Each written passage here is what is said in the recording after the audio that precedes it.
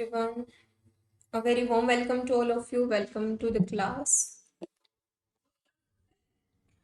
आज के इस लेक्चर में हम लोग मेनली मोलिकुलर बायोलॉजी जो है इसको बहुत क्रिस्प में इस लेक्चर में डिस्कस करने वाले हैं।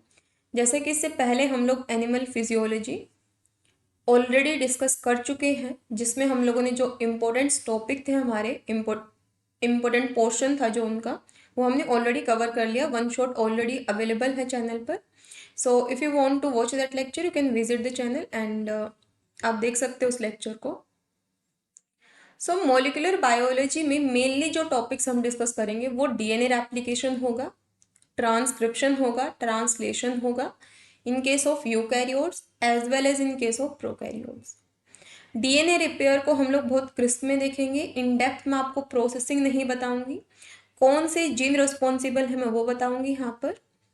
लाइटिक एंड लाइसोजेनिक स्विच में कौन से जीन रिस्पॉन्सिबल है लाइटिक साइकिल के लिए, कौन से जीन रिस्पॉन्सिबल है लाइसोजेनिक साइकिल के लिए, ये देखेंगे। लैक ओपेरोन, ट्रिप्टोफेन ओपेरोन और अराबिनोज ओपेरोन जो है इनको भी हम लोग क्रिस्प में देखेंगे।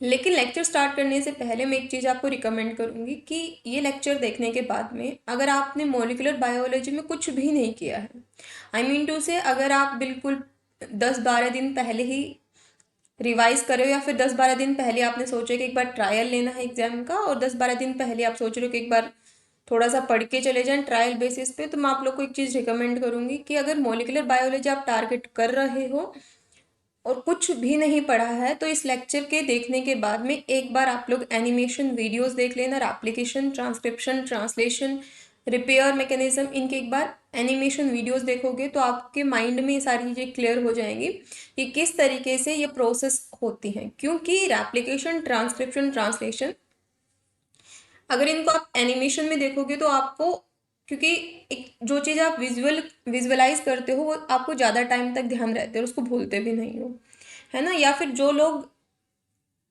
इस लेक्चर को अटेंड कर रहे हैं जस्ट फॉर रिवीजन पर्पस, उनको भी मैं ये चीज़ रिकमेंड करूंगी कि आप एक बार application, transcription, translation, DNA repair mechanism, इनका एनिमेशन वीडियोस देखना, ठीक है। Application, transcription, translation, DNA repair, ये सारे लिंक हैं एक दूसरे से। जैसे आपको पता है कि ये आपका सेल है, लेट्स सपोज ये एक सेल है। अब आपको पता है कि सेल जो है प्रोकैरियोट्स में भी होते हैं, यूकैरियोट्स में भी होते हैं। हाँ, डिपेंड करता है कि सेल एक है तो यूनिसेल्युलर है, मल्टीपल सेल है तो मल्टी सेल्युलर है, लेकिन वो हमारे एक अलग टॉपिक हो जाता है। हमें बस ये देखना है कि ये हमारी एक सेल है, सेल के अंदर हमें पता है कि न्यूक्लियस प्रेजेंट है, राइट। किसके बारे में बात कर रही हूँ मैं? यूकैरियोटिक सेल के पास, क्योंकि प्रोकैरियोट्स के पास तो ट्रू न्यूक्लियस प्रेजेंट ही नहीं होता। तो ये यूकैरियोट्स में क्या होता है, अब इसमें क्या प्रेजेंट होगा? क्रोमोसोम होगा और इसमें हमारा जेनेटिक मटेरियल फिल होगा। जेनेटिक मटेरियल हमारा क्या होता है? डीएनए हमारा जेनेटिक मटेरियल है। तो यहाँ पर जो डीएनए है, न्यूक्लियस के अंदर ही डीएनए क्या करता है? रेप्लिकेट करता है। डीएनए क्या करेगा इस तरीके से, लेट्स सपोज ये हमारा डीएनए है, क्योंकि यूकैरियोट्स में लीनियर डीएनए होता है, तो डीएनए क्या करता है? रेप्लिकेट करता है। रेप्लिकेट कैसे करता है? ये दो स्ट्रैंड आपको दिख रहे हैं, तो एक स्ट्रैंड ऐसे अलग किया जाता है, दूसरे स्ट्रैंड को भी अलग किया जाता है। इसके बाद में यहाँ पर प्राइमर दे दिया जाता है, क्योंकि यहाँ एक एंजाइम होता है जिसका नाम है DNA polymerase. DNA polymerase enzyme जो इसकी कॉपी बनाना जानता है, जो ये स्ट्रैंड है डीएनए का, लेकिन उसकी रिक्वायरमेंट ये है कि मैं कॉपी तो बना दूंगा, मुझे फ्री 3' OH दे दो, और ये टेम्पलेट तो तुमने दे ही दिया मुझे। तो प्राइमर की हेल्प से हम लोग यहाँ पर 3' OH फ्री प्रोवाइड करवा देते हैं। ये इसका 5' है, और यहाँ पर जो है अपनी जो डीएनए पॉलीमरेज है वो बैठती है और इसका इस स्ट्रैंड को कंप्लीट कर देती है।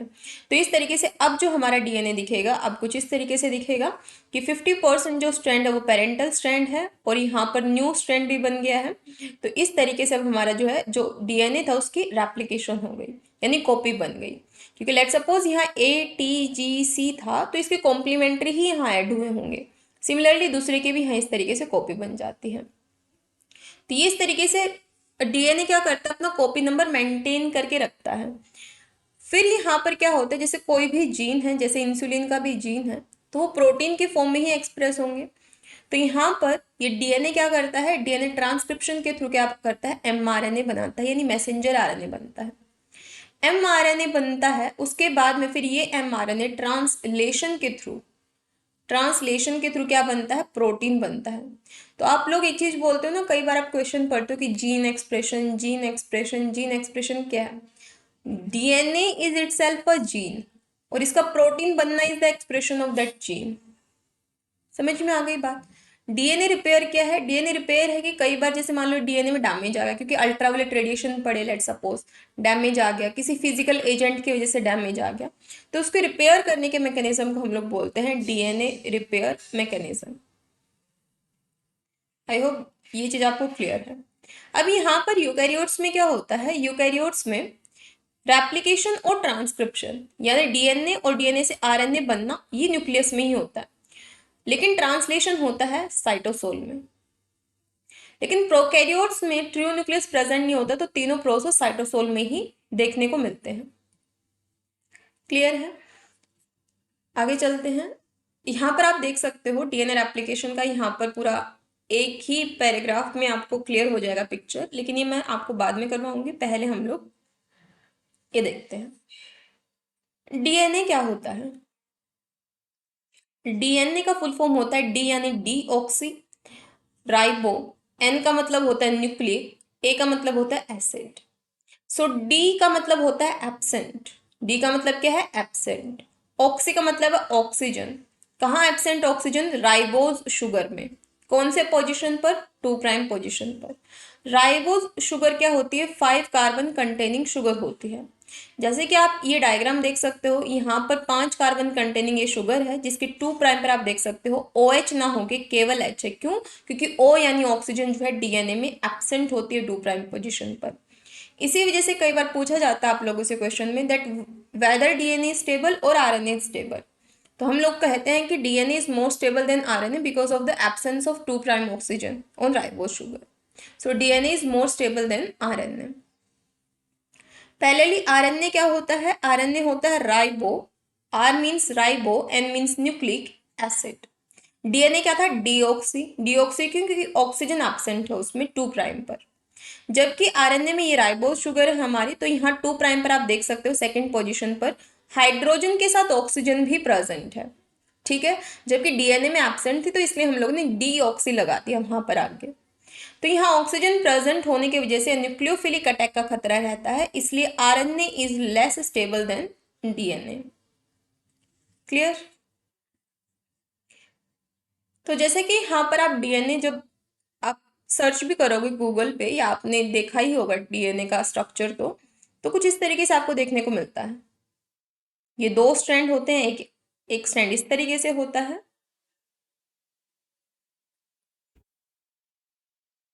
और एक स्ट्रैंड जो है इस तरीके से होता है, ये डबल स्ट्रैंडेड डीएनए है, राइट। तो यहाँ पर आप लोग एक चीज बोलते हो कि अभी जो मैंने यहाँ पर हाईलाइट किए हैं दोनों स्ट्रैंड, आप लोग बोलते हो दैट बैकबोन ऑफ डीएनए, यही है बैकबोन जो मैंने अभी हाईलाइट की है।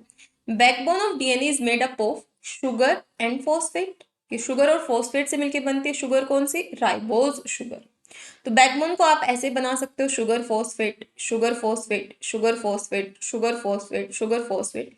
ये जो एक स्ट्रैंड है ना जो मैंने हाईलाइट किया, इसको मैं ओपन करके दिखा रही हूँ आपको, sugar phosphate sugar phosphate sugar phosphate sugar phosphate sugar and phosphate sugar and phosphate sugar and phosphate.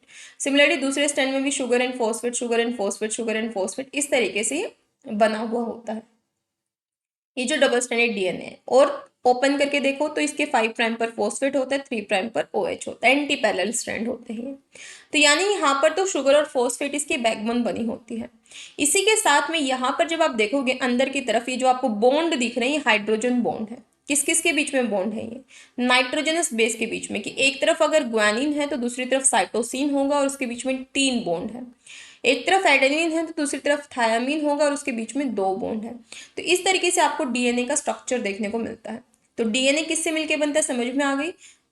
Backbone होगी हमारी शुगर और फॉस्फेट की, और अंदर की तरफ आपको देखने को मिलेंगे नाइट्रोजनस बेस जैसे एडेनिन और थायमिन, और बीच में इनके हाइड्रोजन बॉन्ड होंगे, इनके बीच में बेस के बीच में, और ये हमेशा कॉम्प्लीमेंट्री होंगे।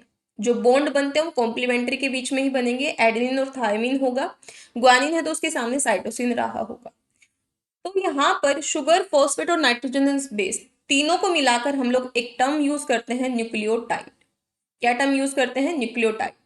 तो आप देख भी सकते हो शुगर एंड फॉस्फेट, ये फॉस्फेट है, ये शुगर है।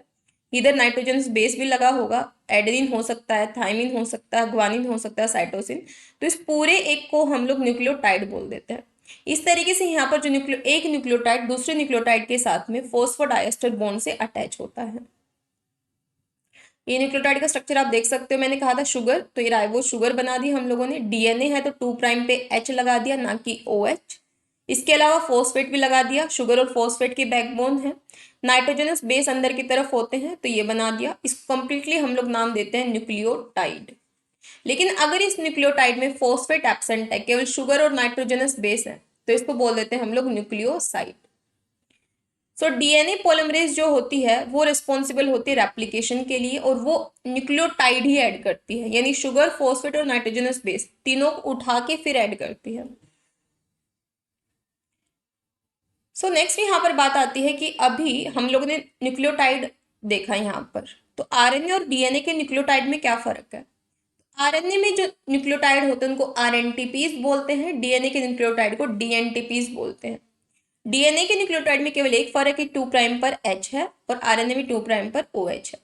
तो ये H और OH को देखकर ही डीएनए पॉलीमरेज रिकॉग्नाइज कर लेती है कि मेरे को डीएनए का एप्लीकेशन करवाना है, तो मुझे डीएनए वाला न्यूक्लियोटाइड चाहिए है। तो वो पहचान जाती है कि 2 प्राइम पर उसके ऑक्सीजन एब्सेंट होगी। So DNA polymerase can easily discriminate between rNTPs and dNTPs. ये क्वेश्चन पूछा जा चुका है that whether DNA polymerase have the ability to differentiate between DNTP or RNTP. So yes, DNA polymerase have the ability to discriminate between DNTP and RNTP. On what basis? On the presence or absence of oxygen at the 2 prime position of ribose sugar. Clear है? सो RNA polymerase mainly काम करती है transcription के time पर, और DNA polymerase काम करती है रेप्लिकेशन के टाइम पर। डीएनए रेप्लिकेशन, रेप्लिकेशन का मतलब क्या होता है? रेप्लिका बनाना, कॉपी बनाना अपनी। हम mainly semi conservative mode of replication पढ़ते हैं, जिसमें 50% जो पेरेंटल स्ट्रैंड है वो यूज किया जाता है। जैसे कि अभी हमने देखा कि डीएनए डबल स्ट्रैंडेड होता है, तो हमने इस तरीके से 2 स्ट्रैंड बना दिए, ऐसे ना बना के, क्योंकि इसमें हम लोग को टाइम लगता है बनाने में, इसलिए मैंने इस तरीके से बना के आपको रिप्रेजेंट कर दिया यहाँ पर। उसके बाद में हमने क्या देखा? एक स्ट्रैंड पेरेंटल वाला उठाया, फिर यहाँ पर हम लोग ने वही चीज जो मैं आपको ऑलरेडी बता चुकी हूँ, प्राइमर लिया, आरएनए पॉलीमरेज बैठा और इस स्ट्रैंड को कंप्लीट कर दिया, और इस तरीके से जो है नया स्ट्रैंड बन गया। तो 50% पेरेंटल है, 50% न्यू है, तो इसी को बोलते हैं semi conservative mode of replication. क्योंकि हम लोगों ने प्राइमर क्यों यूज किया? क्योंकि डीएनए पॉलीमरेज की ये रिक्वायरमेंट होती है, शर्त होती है कि मैं तभी नया स्ट्रैंड बनाऊंगी जब आप मुझे फ्री 3 प्राइम OH दे दोगे। और ये फ्री 3 प्राइम OH कौन देता है? ये फ्री 3 प्राइम OH मेनली देता है प्राइमर। इसके अलावा दूसरी रिक्वायरमेंट होती है कि टेम्पलेट दो, इसलिए हम लोग पेरेंटल स्ट्रैंड को भी यूज करते हैं एज अ टेम्पलेट। एक क्वेश्चन पूछा जाता है कि क्या डबल बॉन्ड को ब्रेक करना इजी है ट्रिपल बॉन्ड को? सो डबल बॉन्ड जो है उसको इजीली ब्रेक किया जा सकता है as compare to triple bond. देखो, ये यहाँ पर एक बॉन्ड है, ये 2 बॉन्ड है, ये 3 बॉन्ड है। किसको तोड़ने में आपकी एनर्जी ज्यादा लगेगी? 3 को तोड़ने में, राइट? एक को तोड़ने में तो नहीं लगेगी। जैसे आपके पास में एक इंसान खड़ा है, यहाँ 2 इंसान खड़े हैं, यहाँ पर 3 इंसान खड़े हैं, आप यहाँ अकेले हो, तो इससे तो आप लड़ाई कर लोगे, लेकिन 3 को देख के भाग जाओगे ना। यानी सिंगल बॉन्ड को ब्रेक करना is much easier than that of double और ट्रिपल बॉन्ड। वैसे अगर डबल और ट्रिपल बॉन्ड में से पूछा जाए कि किस बॉन्ड को ब्रेक करना इजी है, तो यहाँ पर डबल बॉन्ड को ब्रेक करना इजी है रादर देन ट्रिपल बॉन्ड। ये क्यों मैंने यहाँ लिखा है? क्योंकि आपको पता है कि डीएनए रेप्लिकेशन के टाइम पर हेलिकेज एंजाइम हाइड्रोजन बॉन्ड तोड़ती है, तो हेलिकेज एंजाइम जहां पर एटी रिच रीजन होगा वहीं जाकर बैठती है, क्योंकि डबल बॉन्ड को तोड़ना इजी होता है as compare to triple bond. Next बात करते हैं, जो प्रोकैरियोट्स होते हैं उनमें न्यूक्लियस एब्सेंट होता है, ये मैंने बता दिया। यूकैरियोट्स में ट्रू न्यूक्लियस प्रेजेंट होता है। इसलिए प्रोकैरियोट्स में न्यूक्लियस एब्सेंट है, इसलिए रेप्लिकेशन, ट्रांसक्रिप्शन, ट्रांसलेशन तीनों प्रोसेस साइटोप्लाज्म में चलती हैं। लेकिन यूकैरियोट्स में न्यूक्लियस प्रेजेंट है, तो रेप्लिकेशन और ट्रांसक्रिप्शन हमारा न्यूक्लियस में चलता है, जबकि जो ट्रांसलेशन है वो साइटोसोल में चलता है। प्रोकैरियोट्स के पास में सर्कुलर डीएनए होता है, यूकैरियोट्स के पास लीनियर डीएनए होता है। रेप्लिकेशन जहां से स्टार्ट होता है प्रोकैरियोट्स में, उस साइट को बोला जाता है ओराइसी, यानी ओरिजिन ऑफ रेप्लिकेशन कहा जाता है। वो एक ही ओरिजिन ऑफ रेप्लिकेशन है जहां से रेप्लिकेशन स्टार्ट होगा प्रोकैरियोट्स में, एक होने की वजह से उसको कहा जाता है मोनोरेप्लिकोनिक। जबकि जो यूकैरियोटिक डीएनए है, इसमें इस जगह से भी रेप्लिकेशन स्टार्ट हो रहा है, इधर से भी रेप्लिकेशन स्टार्ट हो रहा है, इधर से भी रेप्लिकेशन स्टार्ट हो रहा है, और जहां से रेप्लिकेशन स्टार्ट हो रहा है यूकैरियोट्स में, इसको कहा जाता है ARS, यानी ऑटोनोमसली रेप्लिकेटिंग सीक्वेंस। तो ये मल्टीपल है, तो इसलिए इसको कहा जाएगा मल्टी रेप्लिकोनिक। सेंट्रल डोग्मा क्या होता है कि डीएनए रेप्लिकेशन से खुद की ही कॉपी बनाता है, उसके बाद वो डीएनए ट्रांसक्रिप्शन से आरएनए बनता है, आरएनए जो है ट्रांसलेशन से प्रोटीन बनता है, कई बार आरएनए जो है वो डीएनए में कन्वर्ट हो जाता है। अगर आपने जीनोमिक लाइब्रेरी सुना होगा cDNA के बारे में, तो वो रिवर्स ट्रांसक्रिप्शन प्रोसेस कहलाती है, जो कि रिवर्स ट्रांसक्रिप्टेज एंजाइम करती है। नेक्स्ट यहाँ पर है डीएनए पोलिमरेज। मैं बार बार नाम ले रही हूँ कि DNA polymerase is mainly responsible for the replication in case of eukaryotes as well as in case of prokaryotes, but the DNA polymerase is different in case of prokaryotes as well as in eukaryotes. In case of prokaryotes, there are mainly 5 DNA polymerase, that is DNA polymerase 1, 2, 3, 4 and 5।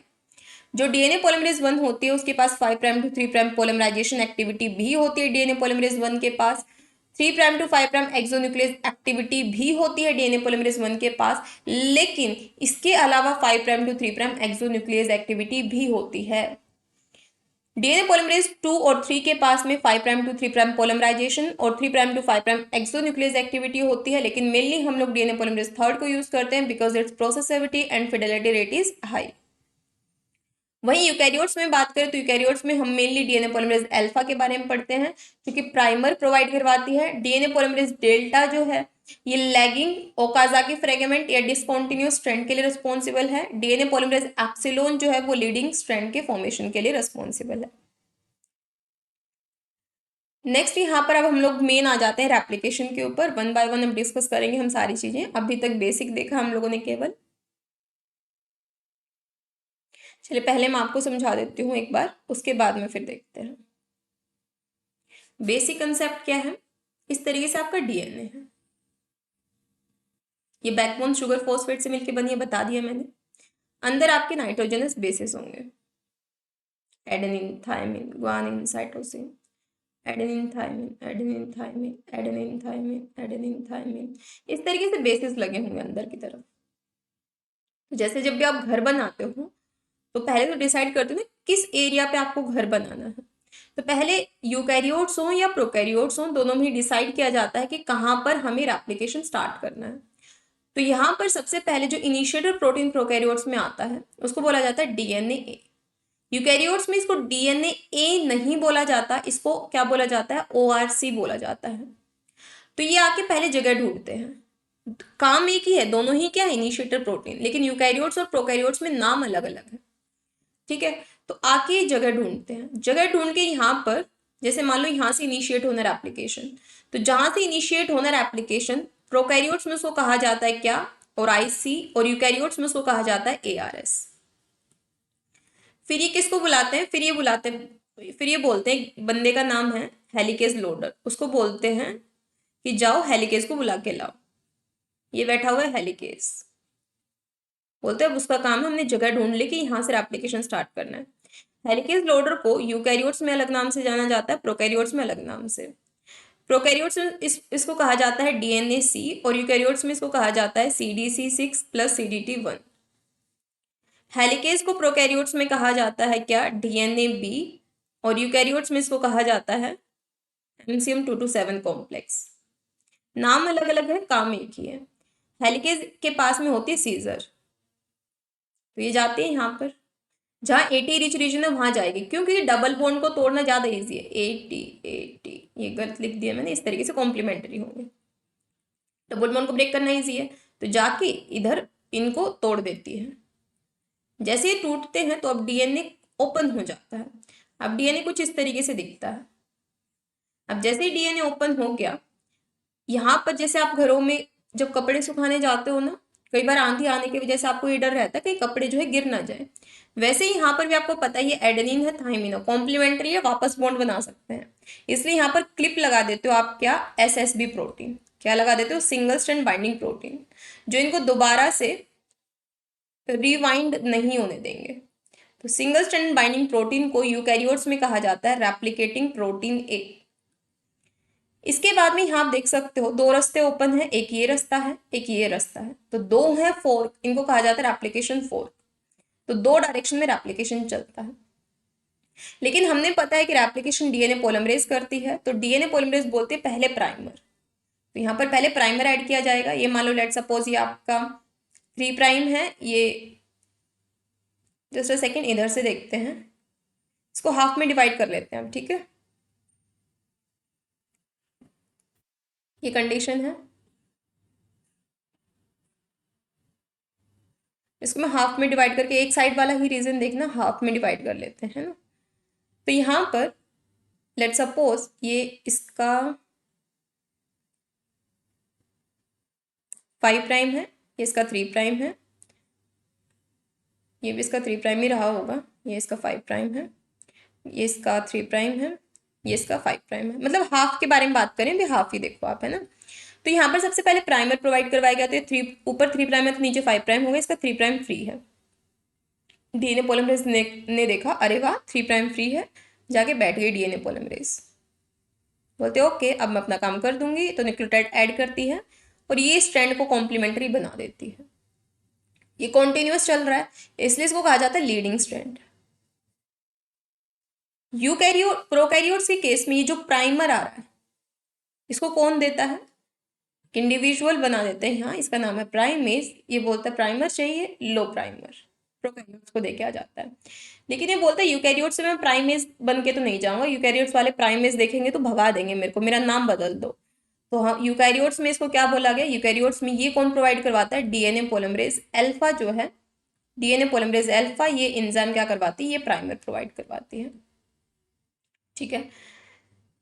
इसके अलावा फिर यहाँ पर जो strand बन रहा है वो डीएनए पॉलीमरेज 3 बनवाती है, चाहे लीडिंग स्ट्रैंड हो चाहे लैगिंग हो। लेकिन यूकैरियोट्स बोलते हैं हम थोड़े स्पेशल हैं, हम ऐसे नहीं है कि लीडिंग भी एक ही डीएनए पॉलीमरेज से बनवा ले, लैगिंग भी एक ही से, बोलते हैं हम बहुत अमीर हैं। हमें तो देखो प्राइमर भी डीएनए पॉलीमरेज अल्फा देके गई है, ये भी डीएनए पॉलीमरेज है। तो बोलते हैं कि ऐसे कैसे हम लोग लीडिंग और लैगिंग स्ट्रैंड को एक ही डीएनए पॉलीमरेज से बनवा लें। तो वो बोलते हैं कि लीडिंग हम अलग से बनवाएंगे, लैगिंग स्ट्रैंड हम अलग से बनवाएंगे। तो बोलते हैं लीडिंग स्ट्रैंड के लिए हमने स्पेशल डीएनए पॉलीमरेज रख रखी है जिसका नाम है डीएनए पॉलीमरेज एप्सिलोन, क्या है एप्सिलोन। और लैगिंग के लिए अलग से डीएनए पॉलीमरेज है जिसका नाम है डीएनए पॉलीमरेज डेल्टा। डेल्टा को ऐसे रिप्रेजेंट किया जाता है, एप्सिलोन को ऐसे रिप्रेजेंट किया जाता है, ठीक है। तो यहाँ पर अब लीडिंग, अब समझ में आ गया लीडिंग स्ट्रैंड प्रोकैरियोट्स में किसने बनाया, यूकैरियोट्स में किसने। अब यहाँ ना यूकैरियोट्स में एक चीज आती है पॉलीमरेज स्विचिंग, तो समझ गए होंगे आप, आई होप पॉलीमरेज स्विचिंग क्या है नाम से ही समझ गए होंगे कि पहले प्राइमर दिया डीएनए पॉलीमरेज अल्फा ने, फिर दूसरी डीएनए पॉलीमरेज आई स्विच कर गई डीएनए पॉलीमरेज एप्सिलॉन और लीडिंग स्ट्रैंड बनाया, यही है पॉलीमरेज स्विचिंग। ये कंसेप्ट केवल आपको यूकैरियोट्स में देखने को मिलेगा। अब लैगिंग स्ट्रैंड क्या होता है, अब आप देखिए यहाँ पर डायग्राम पे आ जाओ ऊपर, यहाँ मान लो आप प्राइमर ऐड कर रहे हो, ये इसका 3 प्राइम होगा कॉम्प्लीमेंट्री, 5 प्राइम। हम डीएनए पॉलीमरेज बोलती है मैं क्या टक्कर मारू यहाँ पर जाके, रास्ता ही नहीं है, बोलती है मेरे को रास्ता तो दो, कहाँ पर बनाऊं मैं। तो हमने बोला रुको थोड़ा सा, बोलते ठीक है रुक गई। तो उसने बोला कि क्या करना है आप बताओ।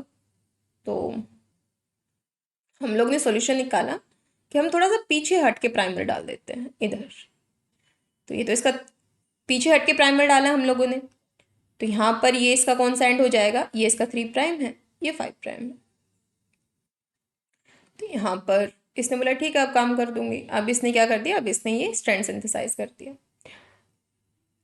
तो फिर उसके बाद में फिर हमने देखा कि ये वाला तो रह गया हिस्सा, बोलते एक और प्राइमर डालो, 3 प्राइम दो, फिर इस तरीके से ये ऐड होता है। तो यहाँ पर इस तरीके से प्राइमर डालते जाते हैं, डीएनए बनता जाता है। तो यहाँ डिसकॉन्टिन्यूअस स्ट्रैंड बन रहा है, इसी को कहा जाता है क्या, इसी को कहा जाता है लैगिंग स्ट्रैंड। अब यहाँ आप देखोगे जैसे ये डीएनए बन गया, ये डीएनए बन गया, ये डीएनए अभी भी डिसकॉन्टिन्यूअस है, इन्हीं को ओकाजाकी फ्रेगमेंट कहा जाता है, स्मॉल स्ट्रैंड ऑफ डीएनए। तो फिर डीएनए बोलता है कि इतनी क्यों बेइज्जती कर रहे हो मेरी, कि छोटे छोटे टुकड़े डाल दिए, ऊपर वाले को देखो पूरा कॉन्टिन्यूअस बना हुआ, मेरे को क्यों डिसकॉन्टिन्यूअस बना रहे हो। हम बोलते हैं टेंशन मत ले, हम ग्लू लेके आते हैं। ग्लू कौन सा एंजाइम लेके आता है? DNA ligase. लेकिन डीएनए लाइगेज बोलते मैं ऐसे काम नहीं करूंगा, मेरे को दो कोफैक्टर चाहिए, दो साथी चाहिए। हमने बोला कौन से? बोलता है NAD+ चाहिए है और इसके अलावा मेरे को AMP चाहिए है, तब मैं काम करूंगा। हमने कहा ठीक है ले लो, NAD भी ले लो, AMP भी ले लो, लेकिन इधर ग्लू डाल के आ जाओ। तो ये इधर भी ग्लू डाल देता है, इधर भी ग्लू डाल देता है, ये चिपक जाते हैं और एक कंटिन्यूस स्ट्रैंड बन जाता है। इस तरीके से एप्लीकेशन होता है। लास्ट में प्राइमर हटाया जाता है। प्राइमर को हटाने के लिए यूकैरियोट्स में इस प्राइमर को कौन हटाता है? यूकैरियोट्स में हटाता है फ्लैप एंडोन्यूक्लियस, और प्रोकैरियोट्स में इस प्राइमर, क्योंकि प्राइमर को भी तो हटाना जो लगाया था हमने, लास्ट में इसको हटा देता है DNA पॉलीमरेज 1। ठीक है, इस तरीके से चीजें चलती है। लास्ट में फिर टेलोमरेज एंजाइम आ जाती है जो कि स्ट्रैंड सिंथेसिस करती रहती है, एक्सटेंड करती रहती है। तो आप देख सकते हो सबसे पहले यहाँ पर कौन आया? DNA प्रोटीन, इसको भी ATP की रिक्वायरमेंट होती है, इनिशिएटर प्रोटीन है ये। प्रोकैरियोट में इनिशिएटर प्रोटीन DNA है, यूकैरियोट्स में इनिशिएटर प्रोटीन ORC है, दोनों के ATP की रिक्वायरमेंट होती है।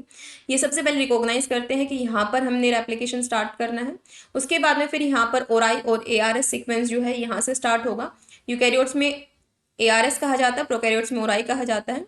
उसके बाद में हेलिकेज लोडर जो है वो क्या करता है? हेलिकेज लोडर हेलिकेज को लोड कर देता है। हेलिकेज का नाम क्या होता है? प्रोकैरियोट्स में DNAB होता है, इसको भी ATP की रिक्वायरमेंट होती है। यूकैरियोट्स में MCM227 कॉम्प्लेक्स होता है। हेलिकेज सीजर लेके आता है अपने साथ में, और ये हाइड्रोजन बॉन्ड को ब्रेक करता है, लेकिन इसको ATP की रिक्वायरमेंट होगी, और जहाँ एंटी रिच रीजन होगा वहां पर जाके क्या करेगा? ये उस बॉन्ड को ब्रेक करेगा। लेकिन हेलिकेज को कौन लेके आता है? हेलिकेज लोडर, जिसको प्रोकैरियोट्स में DNAC कहा जाता है, यूकैरियोट्स में CDC6 + CDT1 कहा जाता है। हेलिकेज का नाम DNAB होता है प्रोकैरियोट्स में, यूकैरियोट्स में MCM227 कॉम्प्लेक्स होता है। इसके बाद सिंगल स्ट्रैंड बाइंडिंग प्रोटीन यहाँ काम करते हैं। प्रोकैरियोट्स में इसको सिंगल स्ट्रैंड बाइंडिंग प्रोटीन ही कहा जाता है, यूकैरियोट्स में रेप्लिकेटिंग प्रोटीन A कहा जाता है। यहाँ पर जैसे जैसे हेलिकेज एंजाइम काम करते हैं तो कोइलिंग बन जाती है, सुपर कोइलिंग होती है, तो ये पॉजिटिव सुपर कोइलिंग को रिड्यूस करता है टोपोआइसोमेरेज। एक चीज आपने ध्यान रखनी है कि रेप्लिकेशन हमारा यूकैरियोट्स प्रोकैरियोट्स में बाई डायरेक्शनल होता है, लेकिन और 5' to 3' डायरेक्शन में ही सिंथेसिस होगी दोनों की। लेकिन ट्रांसक्रिप्शन के बारे में बात करें तो ट्रांसक्रिप्शन जो है यूनिडायरेक्शनल होता है दोनों के केस में, प्रोकैरियोट्स में भी यूकैरियोट्स में भी। माइटोकॉन्ड्रियल रेप्लिकेशन ट्रांसक्रिप्शन एक्सेप्शन है, उसके बारे में बाद में देखेंगे।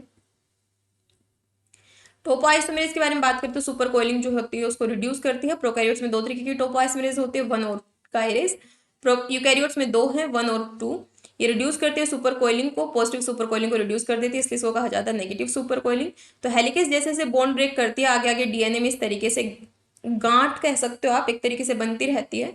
तो टोपोआइसोमेरेज बोलते हैं कि ऐसे नहीं चलेगा, इसको जाके ये जो भी यहाँ पर कोइलिंग हुई इसको हटा देती है। तो ये वही डायग्राम है जो मैंने अभी आपको समझाया। प्राइमेज जो है यहाँ पर RNA एंटीपीज ऐड होते हैं।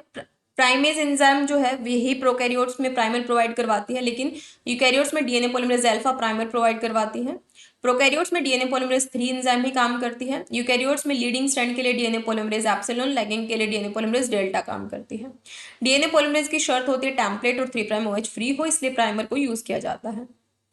यूकैरियोट्स के केस में कंसेप्ट आता है पॉलीमरेज स्विचिंग का। पॉलीमरेज स्विचिंग क्या है? DNA पॉलीमरेज अल्फा ने सबसे पहले प्राइमर दिया, फिर लीडिंग स्ट्रैंड बनना है तो फिर स्विच करके दूसरे DNA पॉलीमरेज आएगी एप्सिलॉन, लैगिंग बनना है तो डेल्टा।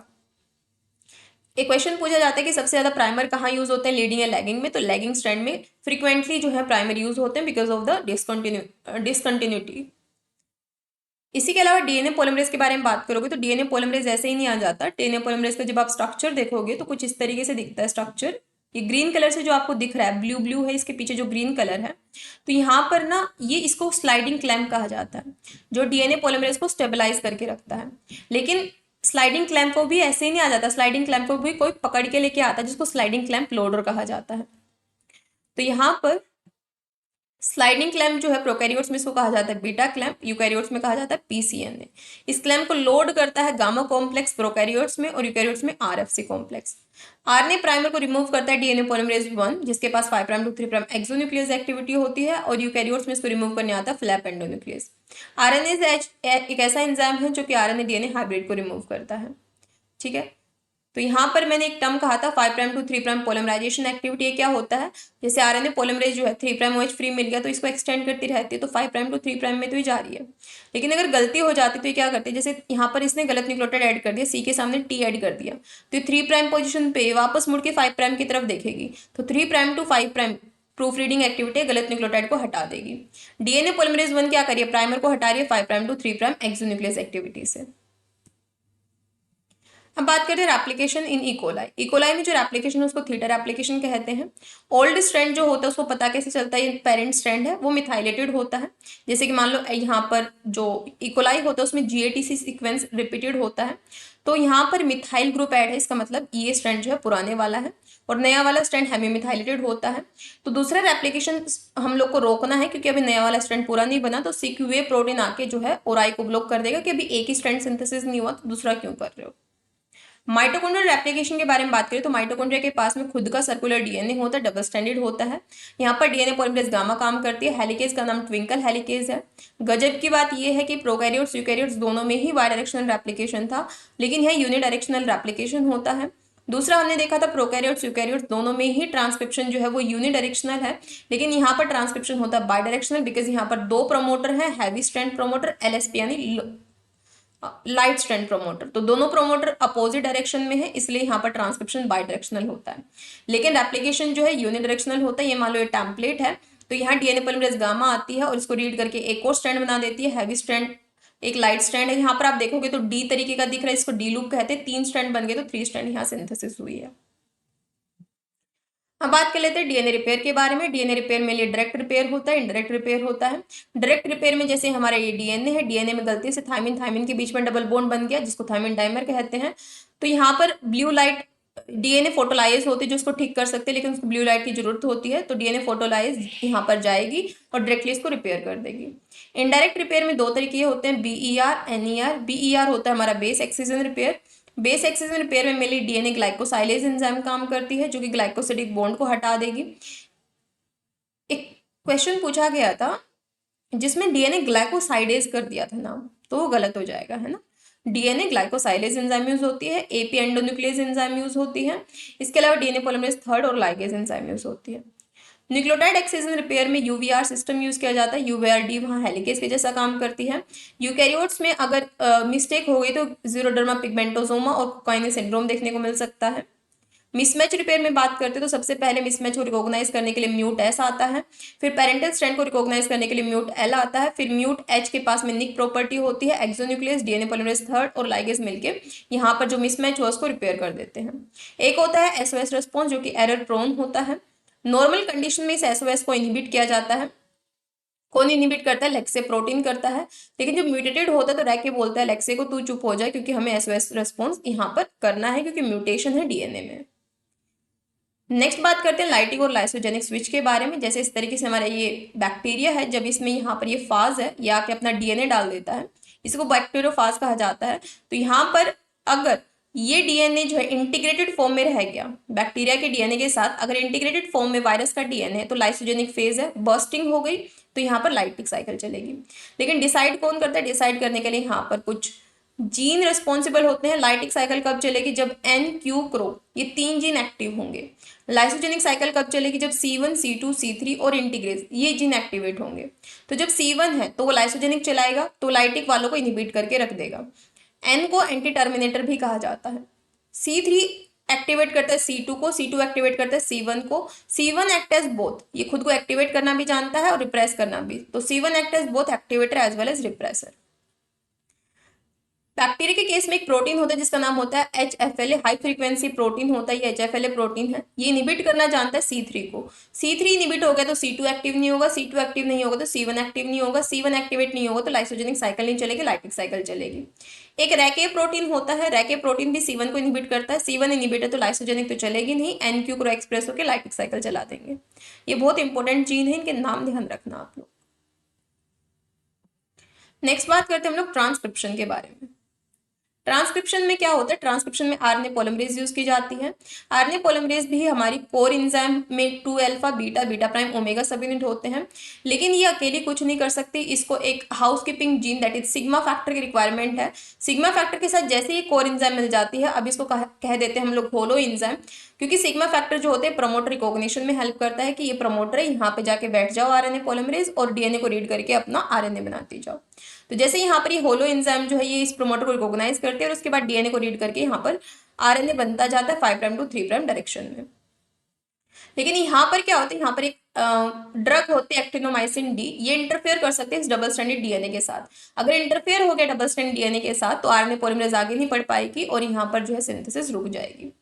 अब यहाँ पर मैंने कहा कोर एंजाइम में बीटा सबयूनिट भी होती है, तो एक ड्रग होती है रिफार्मसिन जो कि इस बीटा सबयूनिट को ही इनहिबिट कर देती है। ये क्या करती है? इनहिबिट कर देती है बीटा सबयूनिट को, रिफार्मसिन। तो रिफार्मसिन क्या करती है? बीटा सबयूनिट को इनहिबिट करती है। एक्टिनोमाइसिन डी जो होती है डबल स्ट्रैंड डीएनए के साथ इंटरफेयर करती है। दोनों ही कारण की वजह से आरएनए नहीं बन पाता। प्रोकैरियोट्स में बात करें तो सबसे पहले क्लोज्ड बाइनरी कॉम्प्लेक्स होता है, यानी डीएनए हमारा क्लोज रहता है, फिर हेलिकेज आके ओपन कर देती है। उसके बाद अबॉर्टिव इनिशिएशन होता है, टर्नरी कॉम्प्लेक्स देखने को मिलता है, देन इलोंगेशन होता है जो कि ट्रांसक्रिप्शन फैक्टर सेकंड एस और एनयूएसजी प्रोटीन करवाते हैं। टर्मिनेशन रो डिपेंडेंट, यानी जहां पर रो फैक्टर काम करेगा। रो इंडिपेंडेंट हो सकता है जहां hairpin loop like structure बन जाएगा और आगे आरएनए पॉलीमरेज बढ़ नहीं पाएगी और वहीं पर टर्मिनेट हो जाएगा हमारा ट्रांसक्रिप्शन। एक चीज ध्यान रखनी है, पहला न्यूक्लियोटाइड हमेशा एटीपी यानी ट्राइफॉस्फेट होगा, उसके बाद ईएमपी ऐड होंगे। जैसे कि हम लोगों ने देखा कि यहाँ पर अगर गलत न्यूक्लियोटाइड ऐड हो जाए तो आरएनए पॉलीमरेज के पास प्रूफ रीडिंग एक्टिविटी भी होती है। दो तरीके से प्रूफ रीडिंग करता है आरएनए पॉलीमरेज, पहला पायरोफॉस्फोरिलेटिंग एडिटिंग, दूसरा हाइड्रोलिटिक एडिटिंग। मान लो कि यहाँ पर कोई गलत न्यूक्लियोटाइड ऐड हो गया तो यहाँ पर उसको हटा ही दिया जाएगा, तो use active site to catalyse removal of incorrectly inserted NTPs. यानी कि जो आरएनए पॉलीमरेज होता है वो अपने कैटालिटिकल साइट को यूज करेगा ताकि जो गलत न्यूक्लियोटाइड ऐड हुआ उसको हटा सके और सही को इंसर्ट कर सके। हाइड्रोलिटिक एडिटिंग में क्या होता है, आरएनए पॉलीमरेज क्या करती है, गलत अगर न्यूक्लियोटाइड ऐड हो गया मान लो यहाँ पर और आरएनए पॉलीमरेज पहुंच गई यहाँ पर, तो पीछे मुड़ के देखते हैं, बैक ट्रैक करते और ग्री फैक्टर की हेल्प से इस न्यूक्लियोटाइड को यहाँ से हटा देती है। इसी के अलावा एक न्यूक्लियोटाइड एक्सचिशन रिपेयर मैकेनिज्म भी आप लोग पढ़ते होंगे अभी जो हम लोग ने देखा, जिसमें यूवीआर एबीसीडी सिस्टम यूज होता है। तो ये जो होता है हमारा ट्रांसक्रिप्शन कपल्ड रिपेयर होता है, ये जो न्यूक्लियोटाइड एक्सचिशन में हम लोग ने अभी देखा, तो ये ट्रांसक्रिप्शन कपल्ड रिपेयर होता है जो कि एटीपीएस को यूज करता है रिपेयरिंग के लिए। कैसे? जैसे कि डीएनए डैमेज यहाँ पर हो गया है तो यहाँ पर टीआरसीए फैक्टर आके स्कैन करता है, इसको दिखता है यहाँ पर डीएनए डैमेज है, तो ये एटीपीएस एक्टिविटी को यूज करता है, यूज करके क्या कर देता है, ये न्यूक्लियोटाइड एक्सचिशन रिपेयर सिस्टम को एक्टिवेट करवाता है। तो न्यूक्लियोटाइड एक्सचिशन रिपेयर जो है, जो अभी हमने अभी अभी देखा इनडायरेक्ट रिपेयर में, इनडायरेक्ट रिपेयर में अभी देखा हम लोगों ने न्यूक्लियोटाइड एक्सचिशन, जो ये यूवीआर सिस्टम आप देख रहे हो यहाँ पर, ये कैसे एक्टिवेट हो रहा है, ये एक्टिवेट हमारा टीआरसीएफ फैक्टर करवा रहा है एटीपी को यूज करके। जब भी डीएनए रिपेयर करना होता है इसको एक्टिवेट करवा देते हैं, ये एक्टिवेट होकर क्या कर देता है, डीएनए को रिपेयर कर देता है। ठीक है।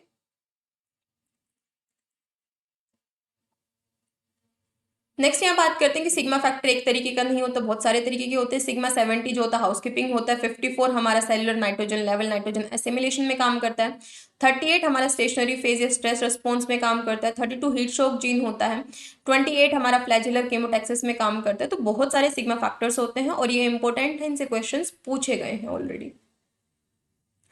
सिग्मा फैक्टर मेनली क्या काम करता है, सिग्मा फैक्टर कोर एंजाइम के साथ मिलता है, सिग्मा फैक्टर होलो एंजाइम बनाता है और प्रमोटर रिकॉग्निशन में हेल्प करता है। So help in promoter recognition and stable binding of RNA polymerase to DNA template. ये क्या करते हैं, sigma factor DNA dependent core enzyme जो होते हैं आरएनए पॉलीमरेज उससे बाइंड करता है और उसको होलो एंजाइम में कन्वर्ट कर देता है, और जो कोर एंजाइम होती है उसकी एफिनिटी प्रमोटर के साथ में बाइंड करने की बढ़ा देता है।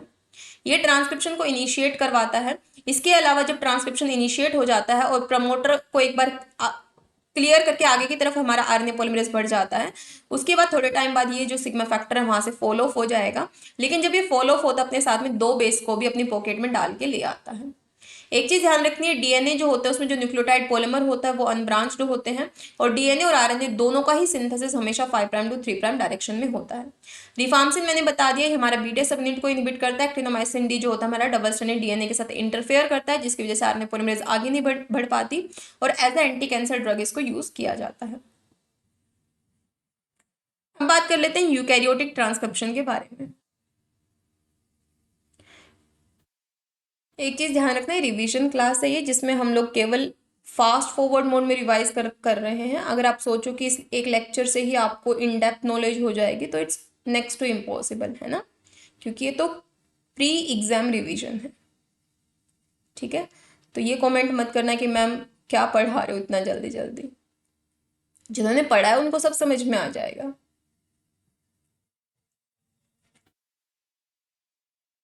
लेकिन जिनको कोई नॉलेज ही नहीं है मॉलिक्यूलर बायोलॉजी की, तो उनके सर के ऊपर से जाएगा ये लेक्चर। नेक्स्ट आता है यूकैरियोटिक ट्रांसक्रिप्शन में, तो ये वहां पर हमारा केवल एक आरएनए पॉलीमरेज यूज होता है प्रोकैरियोट्स में। यूकैरियोट्स में हम 3 आरएनए पॉलीमरेज देखते हैं मेनली, और प्लांट्स में 5 देखते हैं। तो यूकैरियोट्स में बात करते हैं तो आरएनए पॉलीमरेज 1 जो होती है आरआरएनए की सिंथेसिस करवाती है, जिसमें कि 28, 18 और 5.8 एसआरआरएनए आ सकते हैं। आरएनए पॉलीमरेज 2 जो होती है हमारी एमआरएनए की सिंथेसिस करवाती है, एसएनआरएनए की, एमआईआरएनए, एसआईआरएनए लाइन इनकी सिंथेसिस करवाती है। लेकिन एक ड्रग होती है अल्फा एमिनेटिन जो कि आरएनए पॉलीमरेज 2 को इनहिबिट करती है। ये अल्फा एमिनेटिन ड्रग जो है आरएनए पॉलीमरेज 3 पे भी इफेक्ट डालती है, लेकिन इतना नहीं डालती जितना आरएनए पॉलीमरेज 2 पे इफेक्ट डालती है। आरएनए पॉलीमरेज 3 टीआरएनए की सिंथेसिस करवाती है 5 एसआरआरएनए की, और U6 एसएनआरएनए जो कि स्प्लाइसोसोम मीडिएटेड मैकेनिज्म में यूज होता है इंट्रॉन स्प्लाइसिंग के लिए, वहां भी ये काम करती है। नेक्स्ट वहां पर जो हमने देखा था आरएनए पॉलीमरेज, वो हमने देख लिया था कि किस तरीके से स्ट्रक्चर होता है। लेकिन यूकैरियोट्स में क्या होता है, जो आरएनए पॉलीमरेज 2 है जो एमआरएनए की सिंथेसिस करवाएगी, इसके पास खास बात होती है कि इसके पास एक टेल होती है जिसको सीटीडी टेल बोलते हैं, और उसमें 7 पेप 1 2 3 4 5 6 7 7 यहाँ अमीनो एसिड्स होते हैं, हेप्टापेप्टाइड सीक्वेंस होता है, जिसमें सेकंड पे, फिफ्थ पे और सेवन्थ पे हमारा सेरिन रहता है। तो यहाँ पर क्या होता है, अगर फिफ्थ पे जो सेरिन है अगर इस पे फॉस्फेट ऐड हो गया तो प्रोमोटर क्लियरेंस का सिग्नल जाता है, और अगर और इसके अलावा कैपिंग का सिग्नल जाता है। अगर सेकंड पोजीशन पे जो सेरिन अगर इस पे फॉस्फेट ऐड होता है तो पी टाइप काइनेज एक्टिव होकर इलोंगेशन करवा देती है, साथ साथ में पॉली एडिनाइलेशन और स्प्लाइसिंग का भी सिग्नल जाता है। ठीक है, स्प्लाइसिंग टेट और SF1 को एक्टिवेट करवाया जाता है। देख सकते हो यूकैरियोट्स में किस तरीके से ट्रांसक्रिप्शन चलता है। तो यहाँ पर ही हमारा डीएनए है, डीएनए में आप देख सकते हो ये प्रमोटर सीक्वेंस है, टाटा बॉक्स यहाँ बना हुआ है, ये -30 पे, ये +1 हमारी जो है स्टार्ट साइट है। तो सबसे पहले टाटा बॉक्स को टाटा बाइंडिंग प्रोटीन रिकॉग्नाइज करता है। तो यहाँ आप देख सकते हो यहाँ पर टाटा बॉक्स है, टाटा बॉक्स को टाटा बाइंडिंग प्रोटीन रिकॉग्नाइज किया। इसके बाद में फिर यहाँ पर बहुत सारे टाटा बाइंडिंग फैक्टर ऐड होते हैं, जैसे कि transcription factor second B, transcription factor second F जो कि पोलिमरेज 2 को रिक्रूट करेगा, ट्रांसक्रिप्शन फैक्टर सेकंड ई और ट्रांसक्रिप्शन फैक्टर सेकंड एच। तो आप देख सकते हो यहाँ पर transcription factor second A, B, H और एफ ने आरएनए पॉलीमरेज 2 को भी बुला लिया, और एफ ये सारे यहाँ पर बन गए। ये क्लोज कॉम्प्लेक्स है। इसके बाद में आप देख सकते हो जो एच है ना, इसके पास हेलिकेज एक्टिविटी होती है, हेलिकेज एक्टिविटी होती है एच के पास में। तो ये क्या करता है, इसको ओपन कर देता है, ओपन कॉम्प्लेक्स बना देता है। उसके बाद में यहाँ पर क्या होता है, उसके बाद में फिर यहाँ पर ये आरएनए पॉलीमरेज क्या करती जाती है, आरएनए पॉलीमरेज जो है आरएनए की सिंथेसिस करवाती चली जाती है, और उसके बाद जब आरएनए की सिंथेसिस कंप्लीट हो जाती है फिर यहाँ पर इलोंगेशन के बाद हमारा टर्मिनेशन हो जाता है। देन आता है आरएनए प्रोसेसिंग। अच्छा, एक चीज मैं आपको लिखवा देती हूँ, जो ट्रांसक्रिप्शन फैक्टर सेकंड एच है इसके मेनली 3 काम होते हैं। एक तो ये हेलिकेज एक्टिविटी करवाना जानता है, ये प्रमोटर क्लियरेंस करवाना जानता है, इसी के अलावा ये हमारा डीएनए रिपेयर में भी काम करता है। ठीक है, तीनों इंपॉर्टेंट है, ध्यान रखना। तो आरएनए जैसे जैसे बनता रहता है, जैसे न्यूक्लियस है, यूकैरियोट्स में आरएनए बन रहा है, तो साथ साथ में यहाँ क्या किया जाता है, यहाँ पर कैप ऐड कर दी जाती है इसके 5 प्राइम एंड पे। क्यों, कहीं कोई एक्सोन्यूक्लियस एंजाइम आके इसको डिग्रेड ना कर दे। ठीक है, तो यहाँ पर कैसे होता है, यहाँ पर कैपिंग, तो यहाँ पर, और हमें पता है कि जो हमारे यूकैरियोट्स होते हैं उसमें कोडिंग नॉन कोडिंग दोनों सीक्वेंस होते हैं। तो नॉन कोडिंग यानी इंट्रोन को हटाया जाता है, तो ये सारी प्रोसेसिंग भी चलती है।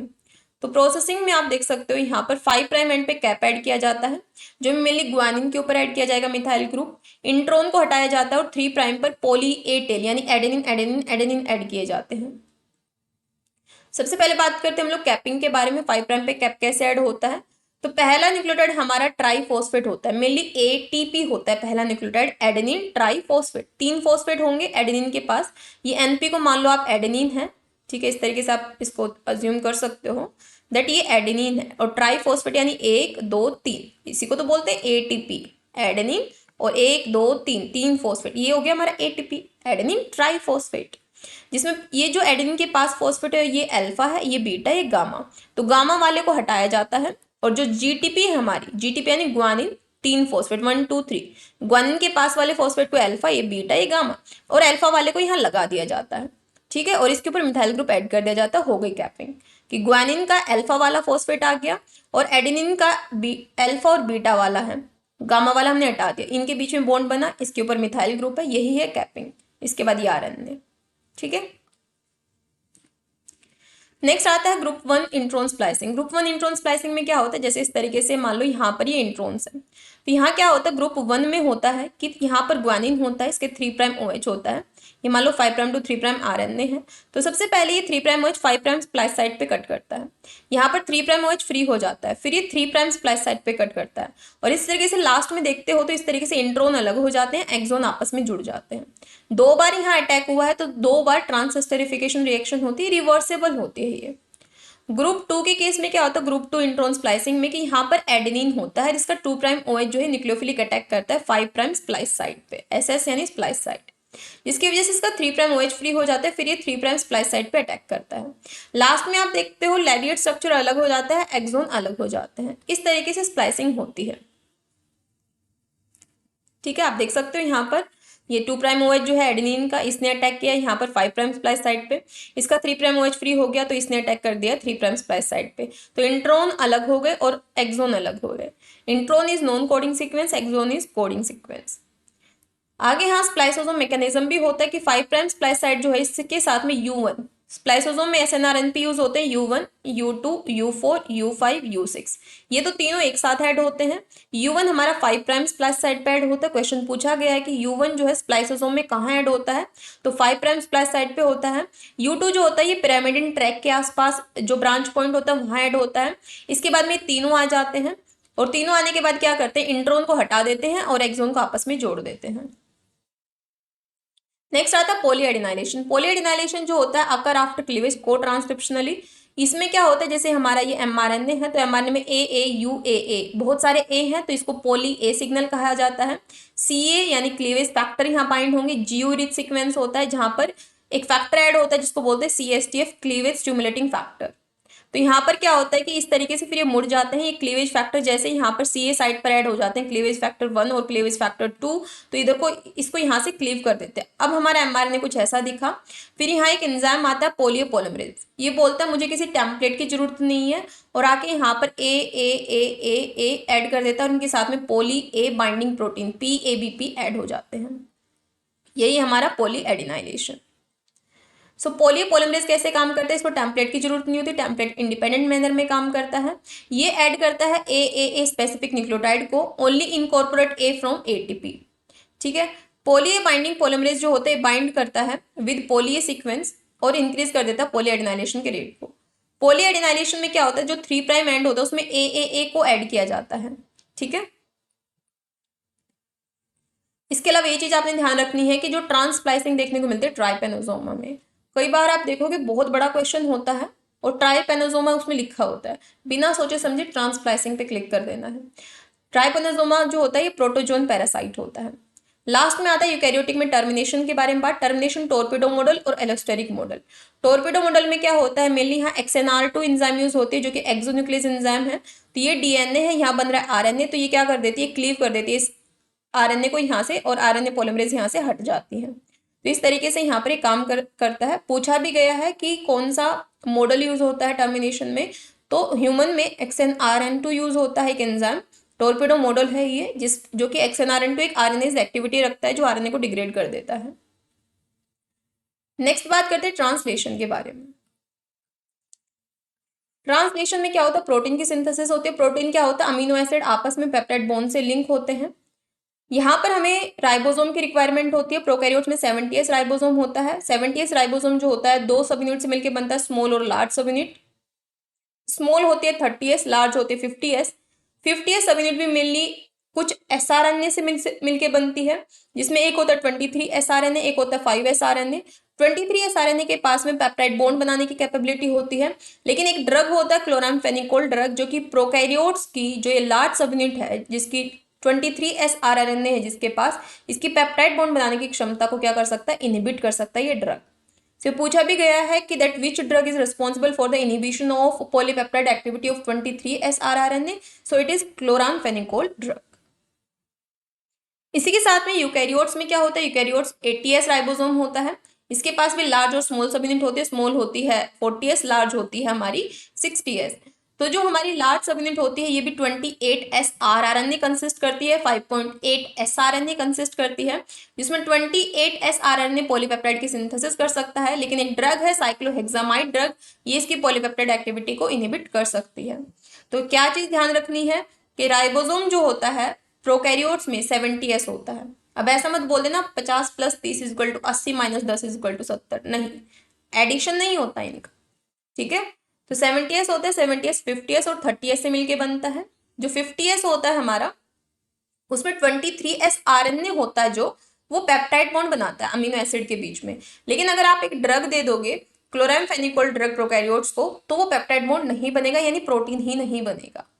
क्यों? क्योंकि वो क्लोरामफेनिकोल ड्रग 23S RNA की एक्टिविटी इनहिबिट कर देता है, उसके काम को रोक देता है, और उसका काम था पेप्टाइड बॉन्ड बनाना, जो कि बनेगा नहीं। यही काम यूकैरियोट्स में साइक्लोहेक्सामाइड ड्रग देने पे हो जाता है। साइक्लोहेक्सामाइड ड्रग उसके 28 SRNA की काम को बंद कर देता है, उसका काम होता है पेप्टाइड बॉन्ड बनाना। As a result of that peptide bond formation नहीं होगा। नेक्स्ट यहाँ पर जब प्रोटीन सिंथेसिस होते हैं, आपको राइबोसोम की रिक्वायरमेंट होती है, जिसकी लार्ज और स्मॉल सब यूनिट होती है। यहाँ पर देख सकते हो स्मॉल सब यूनिट में भी EPA साइट है, लार्ज में भी हमारा E यानी एग्जिट, P यानी पेप्टाइड ग्रुप और A यानी अटैचमेंट साइट होती है। फैक्टर बाइंडिंग साइट भी होती है, पेप्टाइडल ट्रांसफेरेज एक्टिविटी भी होती है। mRNA की भी रिक्वायरमेंट पड़ती है। mRNA में देखोगे तो स्टार्ट कोडन और स्टॉप कोडन आपको देखने को मिलेंगे। इसी के अलावा यहाँ पर जो mRNA है, इसमें मान लो ये सीक्वेंस है AGGG AGGU, यहाँ पर राइबोसोम की स्मॉल सब यूनिट आके बाइंड करती है। और कैसे बाइंड करती है? एंटी शाइंडेलगर्नो सीक्वेंस यहाँ रहता है, और इस सीक्वेंस जो AGG AGGU होता है राइबोसोम में, सॉरी mRNA में, इसको कहा जाता है शाइंडेलगर्नो सीक्वेंस। ये चीज ध्यान रखनी है कि राइबोसोम पहले कहाँ बाइंड करता है प्रोकैरियोट्स में, तो शाइंडेलगर्नो सीक्वेंस के साथ में बाइंड करता है यूकैरियोट्स में। जबकि यही सीक्वेंस हमारा होता है NNGGG, ये सीक्वेंस रहता है, ये होता है हमारा कौन सा? Kozak sequence. तो ये चीज आपने ध्यान रखनी है, ठीक है। इसी के अलावा tRNA जो होता है, ये काम करता है tRNA को transfer RNA, adapter RNA, sRNA यानी सोल्यूबल सुपरनेटेंट RNA के नाम से जाना जाता है। ये सेकेंडरी स्ट्रक्चर है हमारा tRNA का, जिसमें आप देखोगे यहाँ पर ये इसका ये वाला जो एंड है, ये हमारा डाइहाइड्रोक्सीयूरिडीन, जिसको डी लूप कहा जाता है। इसके अलावा ये नीचे वाला जो होता है हमारा, ये हमारा एंटीकोडोन लूप है, जो कि mRNA के कोडोन के साथ में यहाँ पर बॉन्ड बनाएगा। ये 5 बेस पेयर का होता है, 7 अनपेयर न्यूक्लियोटाइड होते हैं। इसके अलावा ये वेरिएबल लूप होता है हमारा। इसके अलावा ये 5 बेस पेयर का हमारा क्या होता है? T-Shi-C लूप होता है, जिसको बोलते हैं thymidine pseudouridine cytosine. This loop contain ribosome binding site. इसके अलावा यहाँ पर 3' जो होता है, ये डिस्क्रिमिनेटर आर्म होती है, एक्सेप्टर आर्म होती है CCA आर्म, जो कि जब tRNA मैच्योर होता है तो उस टाइम पर इसको ऐड किया जाता है CCA को। इसके अलावा यहाँ पर अमीनो एसाइल tRNA सिंथेटेज एक एंजाइम यूज होती है amino acyl tRNA synthetase translation में, जिसके पास एक कैटालिटिकल पॉकेट होती है, एक एडिटिंग पॉकेट होती है। एडिटिंग पॉकेट जो होती है प्रूफ रीडिंग एक्टिविटी रखती है ये। तो ये बेसिक चीजें यूज की जाती हैं। अब मैंने यहाँ पर केवल समरी डाली है, मैं प्रोसेस आपको इन डेप्थ नहीं बता रही। मैंने यहाँ पर समरी डाल दी है प्रोकैरियोट्स और यूकैरियोट्स की, कि जो प्रोकैरियोट्स होते हैं यहाँ पर इनिशिएट करता है ट्रांसलेशन। कैसे? इनिशिएटर फैक्टर 1 और 3 बाइंड कर जाते हैं E साइट के साथ में और A साइट के साथ में, और ताकि लार्ज सब यूनिट आके बाइंड ना हो। कब तक बाइंड नहीं होती? जब तक इनिशिएटर फैक्टर T2 जो होता है, ये हमारा 4 माइल मिथ्योनिन को ऐड नहीं कर देता P साइट पे। जब ये ऐड हो जाता है तो दोनों रिलीज हो जाएंगे। इसके बाद इलोंगेशन के लिए इलोंगेशन फैक्टर TU GTP का यूज करता है, और यहाँ पर चार्ज tRNA को लाता है, और उस tRNA के जो अमीनो एसिड्स होते हैं उनको बैठा देता है A साइट पर। इसमें हेल्प करता है इसकी EFTS। इसके बाद EFG फैक्टर जो होता है ट्रांसलोकेशन में हेल्प करता है। टर्मिनेशन के लिए मेनली रिलीज फैक्टर 1 और 2 काम करते हैं। रिलीज फैक्टर 1 और 2 के पास GGQ डोमेन होता है, GGQ मोटिव होता है। क्लास 2 रिलीजिंग फैक्टर में रिलीजिंग फैक्टर 3 काम करता है। रिलीजिंग फैक्टर 3 के पास GDP एक्टिविटी होती है। ये क्वेश्चन कई बार पूछा गया है कि कितने GTP यूज होते हैं ड्यूरिंग इलोंगेशन, तो 2 GTP यूज होते हैं, TU और G मेनली यूज करते हैं। ये क्वेश्चन भी पूछा गया है कि टर्मिनेशन में क्लास 1 फैक्टर के पास कौन सा मोटिव होता है, तो GGQ मोटिव होता है। रिलीजिंग फैक्टर 3 की एफिनिटी GDP के लिए ज्यादा होती है, GTP के लिए ये भी पूछा गया तो GDP के लिए ज्यादा होती है। एक चीज ध्यान रखना है कि प्रोकैरियोट्स में जो पहला अमीनो एसिड यूज होता है वो 4' मिथ्योनिन होता है। कैसे? जो मिथ्योनिन होता है अमीनो एसिड, उसके ऊपर ट्रांसफॉर्माइलेज एंजाइम आके 4' लगा देती है तो वो फॉर्माइल मिथ्योनिन हो जाता है। लेकिन अगर मान लो आपका मन कर रहा है कि हमें फॉर्माइल ग्रुप हटाना है तो डी फॉर्माइलेज एंजाइम जो होते हैं फॉर्माइल ग्रुप को हटा के वापस मिथ्योनिन बना सकती है। तो ये यहाँ पर यूकैरियोट्स में देखोगे तो यूकैरियोट्स में मिथ्योनिन ही ऐड होता है, लेकिन मिथ्योनिन को रिमूव करने वाला एंजाइम होता है अमीनो पेप्टाइडेज। यहाँ पर इनिशिएशन कैसे होता है, यूकैरियोटिक इनिशिएशन फैक्टर ए जो होता है ए साइड से बाइंड करता है, 3 ई साइड से बाइंड करता है। यूकैरियोटिक इनिशिएशन फैक्टर 5b और यूकैरियोटिक इनिशिएशन फैक्टर 2 जो होता है जीटीपी एक्टिविटी को यूज करके टीआरएनए चार्ज टीआरएनए को बेसिकली पी साइड पर ऐड करता है। क्योंकि यूकैरियोट्स में कैपिंग भी होती है तो वहां पर यूकैरियोटिक इनिशिएशन फैक्टर 4f काम करेगा। इसके बाद में फिर यहाँ पर इलोंगेशन में इलोंगेशन यूकैरियोटिक इनिशिएशन फैक्टर ये ई आएगा, यूकैरियोटिक इलोंगेशन फैक्टर 1 अल्फा काम करता है, इलोंगेशन फैक्टर 1 बीटा काम करता है, यूकैरियोटिक इलोंगेशन फैक्टर 2 जीटीपी काम करता है। टर्मिनेशन के लिए जो राइबोसोम को रिलीज करने वाले फैक्टर होते हैं ribosome release factor plus eukaryotic elongation factor 2 काम करता है। देन बात करते हैं ओपेरोन के बारे में।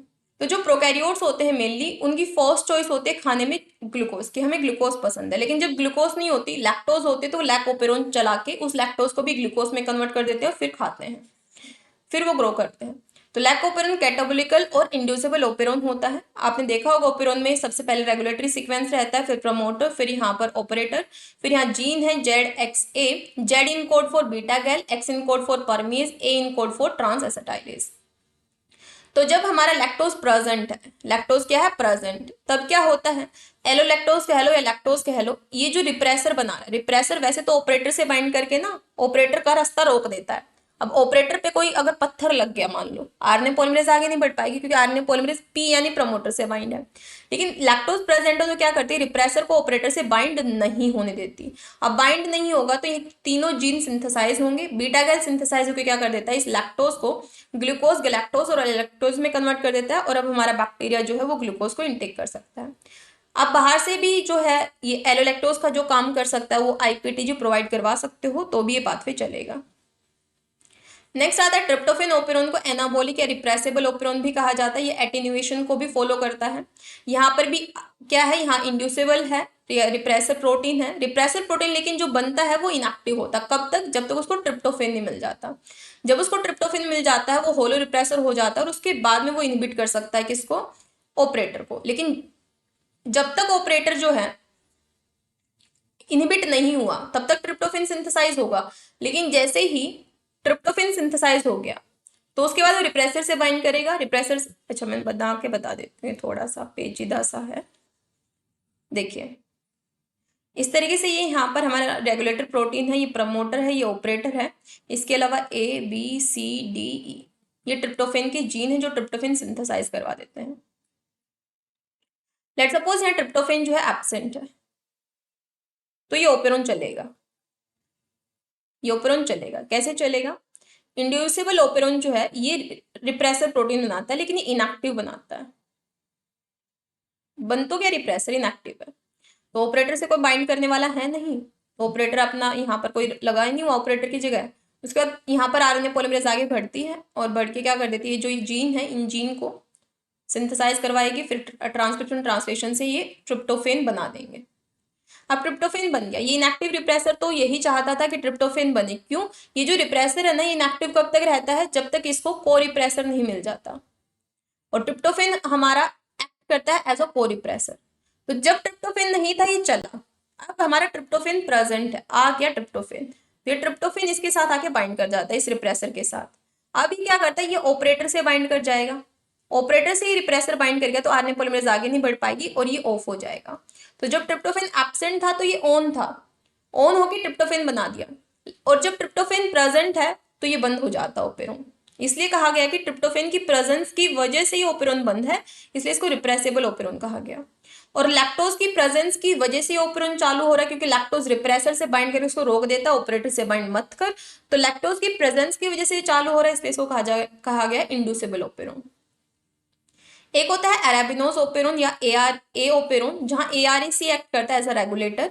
अगर अरेबिनोज प्रेजेंट है तो ओपेरोन जो है वो चलेगा, अरेबिनोज एब्सेंट है तो ओपेरोन जो है वो नहीं चलेगा, कोई ट्रांसक्रिप्शन नहीं होगा, ओपेरोन ऑफ रहेगा। क्यों ऑफ रहेगा, क्योंकि डीएनए लूप बना लेता है, अब आरएनए पॉलीमरेज आगे ही नहीं बढ़ पाएगी तो ओपेरोन ऑफ रहेगा। So thank you so much everyone. I hope आपको ये रिवीजन लेक्चर अच्छा लगा होगा, और अगर आपको ये पीपीटी चाहिए तो आप लोग टेलीग्राम पे मैसेज कर देना मेरे को, वहाँ पर आपको ये पीपीटी मिल जाएगी। So thank you so much everyone. मिलते हैं नेक्स्ट लेक्चर में, जिसमें कि हम लोग बायोकेमिस्ट्री जो है, बायोकेमिस्ट्री का रिवीजन करेंगे। वन शॉट रिवीजन नहीं कह सकते, आप ये कह सकते हो कि कुछ इंपॉर्टेंट टॉपिक्स देखेंगे, लेकिन वही है कि हम लोग फास्ट फॉरवर्ड मोड में देखेंगे। हम लोग टॉपिक्स किस तरीके से करेंगे, क्वेश्चंस के साथ में प्रैक्टिस करेंगे। सो नेक्स्ट जो हमारा आएगा वन शॉट, वो आप कह सकते हो बायोकेमिस्ट्री का आएगा। सो मिलते हैं नेक्स्ट लेक्चर में, तब तक के लिए हैव अ ग्रेट लर्निंग।